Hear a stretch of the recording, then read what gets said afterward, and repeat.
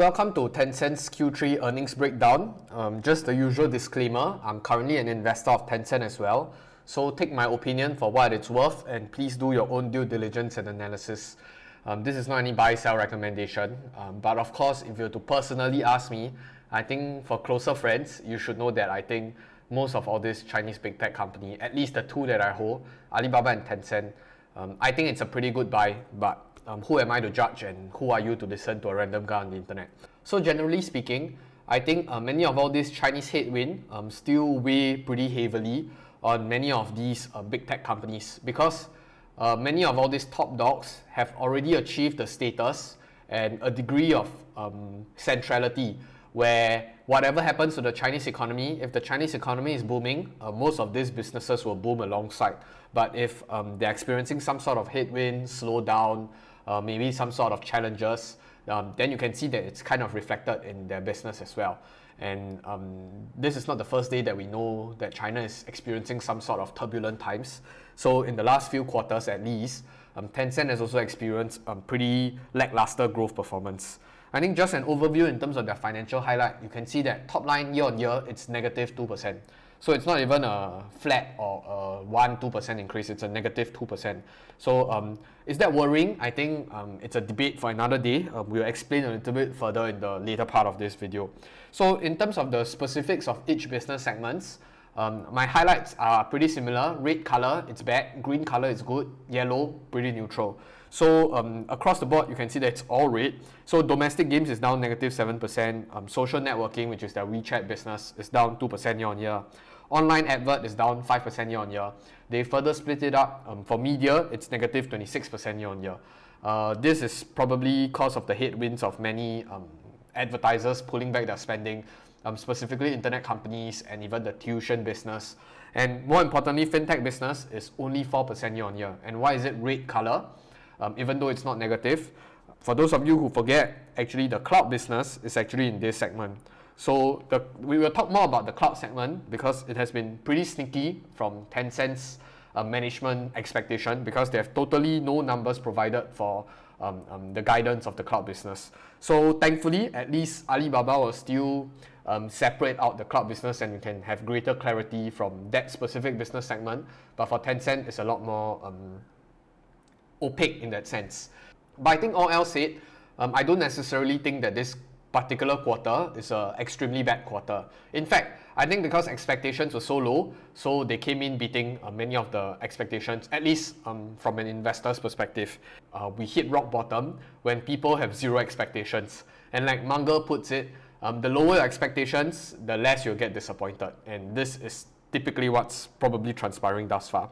So looking at international games, even though there's this normalization from COVID, because we know that China is probably the only field that hasn't closed this chapter, but from this perspective, international games actually still increased 3% year on year, and that's pretty good. If you were to compare it to probably Sea Limited, I think the gaming business is falling off a cliff, while Tencent's gaming business is still growing from strength to strength. And I think more importantly, the most important aspect here is the operating margin. So operating margin is slowly stabilizing and it's actually on an upward trend. So 29.2%, it's a tech company. So yes, they are supposed to maintain this kind of high margins. And it will be reflected throughout the report as well, that you can see there's some optimizing in terms of cost control and capital structure. Now moving on to the key service update, same thing, I am going to keep repeating myself. Tencent's biggest business driver is always communication and social. Do remember this, if you're a Tencent shareholder and you don't know, WeChat is the bedrock of this entire business. Bedrock, really the bedrock. So all these other business aspects, they're supposed to be riding on the WeChat ecosystem. So this drives traffic, it drives data, it drives many of the analytics.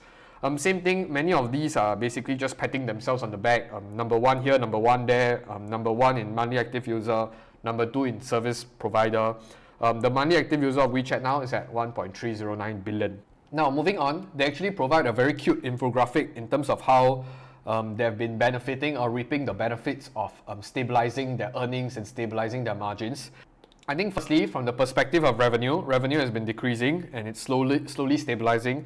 Similarly, for operating profits, it's also decreasing, and then it kind of hit some sort of a bottom before going back up again. And now even net profit attributable to shareholders, you can see that it's plummeting crazily and it's now currently stabilizing. So I think just to draw your attention, I'll probably just put a star here and just write precaution. I think specifically to this slide, in this entire slide deck, I don't remember looking at this slide, or I don't remember recalling that there was this slide in the previous few quarters results. And of course, every management team out there, regardless of what kind of business you're running, you want to paint a positive light for your business. So this definitely paints some sort of positive light, because you can see that margins are kind of improving, revenue decreasing is kind of stabilizing, and even earnings attributable to us, it's also slowly improving for the better. And you don't know what next quarter or what the next few quarters can be. They can first tell you that, oh, this is the trend, they're kind of bottoming out and recovering, and then the next quarter it goes back down again, and down and down and down. So it's more important to really understand the business on a holistic perspective than to just take a snapshot of what happened in, I don't know, a year or 5 quarters. That's not effective. So yeah, just don't be baited into this and thinking that, oh, Tencent is executing well. I think on the same note, on the second slide, they say that, oh, Tencent is actually well positioned for recovery. Same thing, I put a note here, just be careful on how they phrase their positioning, because they are definitely going to write what's good about their business and the different core segments. No sane management team will say that, oh, this is bad about our business, 1, 2, 3, 4, 5, and be careful of that. I probably doubt so. Now, I think going back to what Tencent is really good at, this is not a Tencent specific characteristic. It's probably similar for most of the big tech companies, at least the matured ones. So a qualifier here, I'm talking specifically about Alibaba and Tencent because I have a greater appreciation for both businesses. They're crazy cash flow generating machine. That's number one.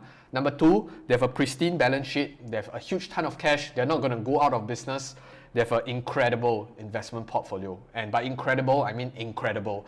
So their investment portfolio now is worth around $123 billion in USD. And I think if you're to judge the market cap of Tencent, it's probably around in the north of 300 to 340 billion USD. So you can really see that it's around 1/3 or more than a third, like maybe 33% of their market cap is in their investment portfolio. So specifically for this investment portfolio, they did provide a very brief breakdown, but some of you might ask me, hey, what does it entail? I don't really know. I know that they have some C Limited inside. They probably have Tesla, they have Snapchat, this is off the top of my head, and they probably have Pinduoduo and etc. etc. So these are the different companies that they have. And I think also to really be frank and be upfront with you, in terms of their investment portfolio, this is a black hole. I have to put it black hole, meaning we really have no qualms and we have to perfectly trust the management team or people that are making this investment decision or capital allocation decision. If you have no trust and you think that Tencent is not a good capital allocator, please don't allocate your own personal capital into Tencent as a business. But at least for now, it does seem like over the last 20 years, they've been executing pretty well. They've been benefiting shareholders. Last year, they give out JD shares. This year, after this earnings quarter, they are intending to give out Meituan shares. And we will talk more about the Meituan share in the later part of this video. So yes, I think this is a black hole. I have to acknowledge that fact. So long story short, I think it comes down to three words. So the 3 words is, trust me, bro. And if you trust them, you can put your capital with them. So it's kind of like a running joke for Tencent. But I think for many investment decisions that you make in your lifetime, but most of the time, as a retail investor, regardless of where you allocate your capital to, whether it's to US big tech, US micro cap, Chinese big tech, Chinese micro cap, unless you're a big shareholder, you probably cannot affect the day-to-day operations of the business and how they allocate their capital. Yes, you can make noise, you can keep hounding the management team, like how Alibaba's shareholders has been telling management to buy back their shares. That's the most you can do. How they allocate their capital, what kind of return on invested capital they can get, what ROE they can get, what ROE they can get. We really have to trust the management team. So that's that. Then moving on to this perspective where they're issuing out the Meituan shares, I think for this, the current ratio is for every 10 Tencent share that you hold, they're going to give you 1 Meituan share. So this is equivalent to around 16 Hong Kong dollars. And now I think for Tencent, it's trading at around 300 Hong Kong, give or take 300 Hong Kong dollars. it goes up and down as the market fluctuates. So from this, you know that this is actually around a 5 point something percent yield, and it's a free yield. So you can treat it as a dividend yield or as a special interim dividend yield. So I think it's a similar theme for many of all these Chinese big tech, at least in the last few quarters, is they're basically throwing money at investors. Why do I write throwing money? Why do I say that they're throwing money to investors? I think this is their desperate attempt to try to gain back the confidence of the larger investing community. So we know that in the last 2 years, 1.5 years to 2 years, there's been a lot of crackdowns going on. There's been a lot of erosion of trust going on. Even though it's out of the control of the companies, many of them, it's just a discussion between the geopolitical tensions, it's the discussion between how the speculations of how China is going to nationalize many of these companies, and shareholders' interests are not taken care of. So if you want to know how they're taking care of shareholders, Tencent's most direct way is to tell you that, hey, we have a great investment portfolio. Many of these companies' investments that we made really early on, they bear fruits, and now we are issuing out the shares as special dividends. And through all these different share buybacks and also these special dividends, that's how we are going to take care of your shareholder interests. On the flip side, for Alibaba, because they have a huge ton of cash, they don't have a lot of very successful, quote-unquote successful investee companies. So that's why what they do, the most direct way is to do a share buyback. And for share buyback, I think it's contingent on the fact that these shares are relatively cheap.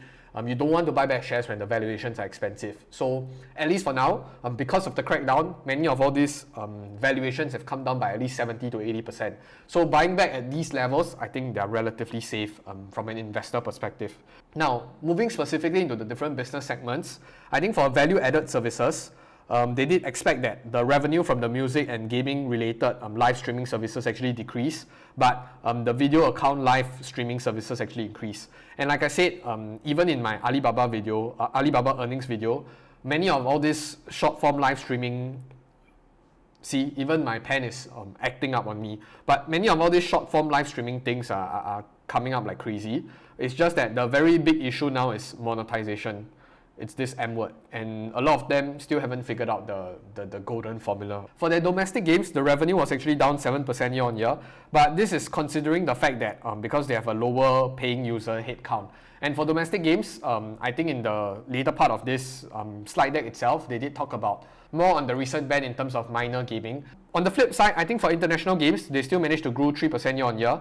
I think similarly for their investment portfolio, the gaming portfolio is also resting on this 3-word, trust me bro.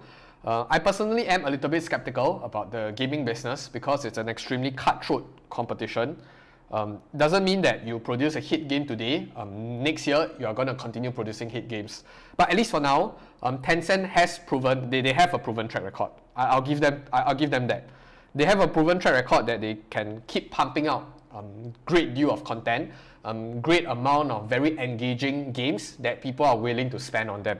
So that's that. But whether is it sustainable or not, back to the 3 words, trust me bro. Do you think they are able to allocate capital and to discover or make new games that is able to take over the world? Now, moving on to these mini programs, I think this mini programs is the biggest hit. This is a very big tailwind for Tencent as a business, because this is an innate app for WeChat, and WeChat is the underlying ecosystem for building this entire empire. So for the mini programs, they actually surpassed 600 million daily active user. It's up 30% and it has attained a 50% year-on-year growth in daily activations. This is basically an in-app function inside WhatsApp or inside Telegram, where they just boost a lot of engagement rates, and it basically entangles everybody into this system, and everybody has to log in every day, and they will basically it's a one-stop solution for them. So back to this domestic game function, minor game time actually sharply reduced, and the time spent from users aged under 18 has decreased 92% year on year. So this is basically a complete omission. But that said, it's basically negated by the daily active users of adult players, which increased by double digits percentage year on year in September. So that's a good thing. And let's not forget, it's the adults that pay. I mean, sure, minors do pay. At the end of the day, it's still the parents that pay for the minors. But I think for those of you who actually game, I'm not a very big gamer myself. I've passed that age, I've closed that chapter. But I can understand why some people are extremely big spenders. And many of those people in China, you'll be surprised how big they are of a spender. For those of you who are interested, go into those live streaming platforms like Huya, Douyu, Bilibili. Look at how all those people spend money. It's crazy. The Chinese, sometimes I just cannot really figure out what's going on. But anyway, I think for international games, they really didn't provide, there's very lack of guidance here, because I think as long as you continue executing well, it shows in the numbers. If the percentage year on year keeps increasing, I think it's fine. They're just talking about the different businesses or different games that they've been discovering. Valorant, Clash of Clans, Tower of Fantasy. So I've actually heard of these 3 games, but this one, not so much. Now, moving on to online advertising, there is a negative 5% year on year, but this is generally the same for most of the industries that are in this advertising industry. Even for Alibaba, they have experienced some sort of a headwind because people are less, or at least merchants or advertisers are less willing to spend great deal because they don't have a huge amount of budget. So this is probably the after effects of cracking down, slowing down of the economy, etc., etc. But at least on a quarter-on-quarter basis, you can see that it's kind of going up again. It's kind of picking up speed. Now, moving on to the fintech business, they did say that the year-on-year revenue growth was higher than the previous quarter, mainly benefiting from the recovery of the online and offline commercial payment activities. But I think just a very big thing that I wanted to highlight here, in this whole business segment, they did talk about some of the Tencent cloud developments, but it's a red flag. So I did say that it's a red flag here. Why? Because there was no numbers or guidance for the Tencent cloud. And I'm making a speculation here, it's probably negative. You will know why if you have been observing Tencent's reporting over the last few quarters. Last time at least, they did provide some sort of numbers saying that this specific business of the cloud segment is growing 10%, 20%, 30% year on year. But this time around, there was zero guidance, there was zero numbers. So this is a very big issue. Cloud adoption in China is still a very big problem, at least for now. It's basically at a standstill. Alibaba grew 4% year on year. For Tencent Cloud, I think I'm speculating that it's a negative year on year growth rate. So that's why they leave out everything. So this is a particular area of interest, especially if you're an investor. And now, I think last but not least, going into the capex, free cash flow, and cash position, you can see the number of ticks. The more ticks, the better. So total capex actually decreased significantly on a year-on-year basis. You see 7.1 to 2.4. It's a negative 66% year-on-year. And cash flow is also, the cash flow profile is also increasing. It's at a pretty steep rate. So this just shows the cost efficiency and the operational efficiency of the business. They're getting more leaner and they are basically churning out more and more cash for shareholders. They did say that the operating margin was kept constant and stable at 29%. It's a tech company. I don't have to remind you again. So for profits, they also increased 24% from 23% last year. So in this specific instance, as long as they're able to hold their operating margin and their profit margin, it's generally fine. I think investors are not too worried about it. So in this quarter, Ma Huateng, which is the CEO of Tencent, also talked about Tencent's outlook moving into the near future. So they said that Tencent is starting to benefit from the adjustments that we have made to reposition ourselves for a new industry paradigm. So long story short, he's basically providing some sort of guidance after the tech crackdown for many of all these internet businesses.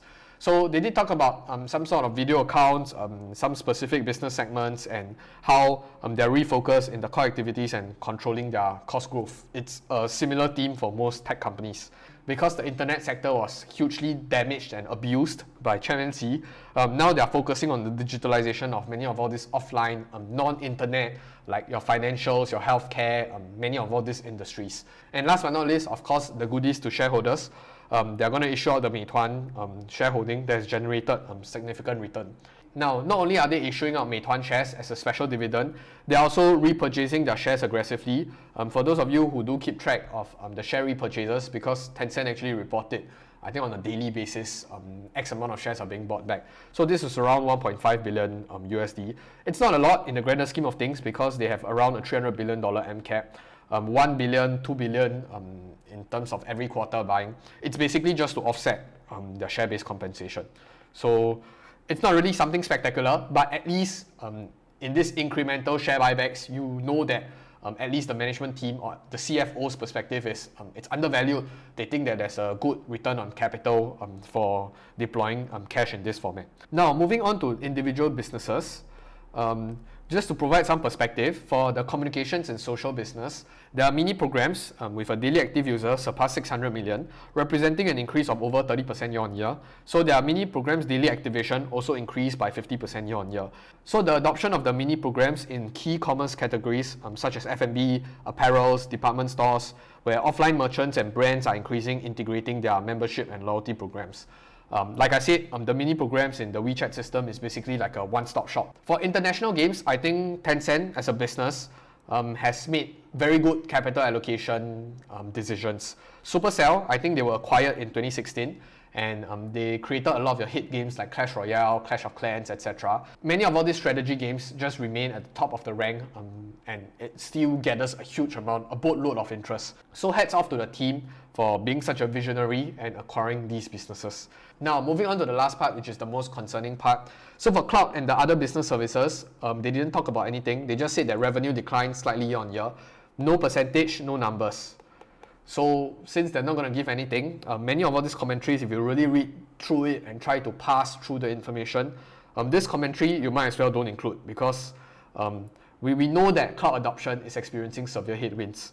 I think as a shareholder, I want you to be probably more transparent. But if you're not going to give any numbers and just going to fluff us in this way, I'd rather you not provide any sort of perspective or commentary because it's equivalent to nothing. So I think with that, I've come to the end. Do feel free to leave in the comment section down below what do you think of this recent earnings quarter. So all things considered, I don't think this quarter is particularly bad. It's not spectacular, but like I said, because expectations were low, it's a pretty easy beat. So I think at least for the last few quarters, they managed to prove to shareholders that, hey, I'm still extremely profitable. I'm able to generate a crazy amount of cash flows and in terms of profitability. And if you were to adjust out many of all this mark-to-market investment income, they're still profitable by miles ahead. So I think with that, do feel free to leave in the comment section down below what do you think. And I'll see you in the next video, but more importantly, I'll see you on the moon. Goodbye!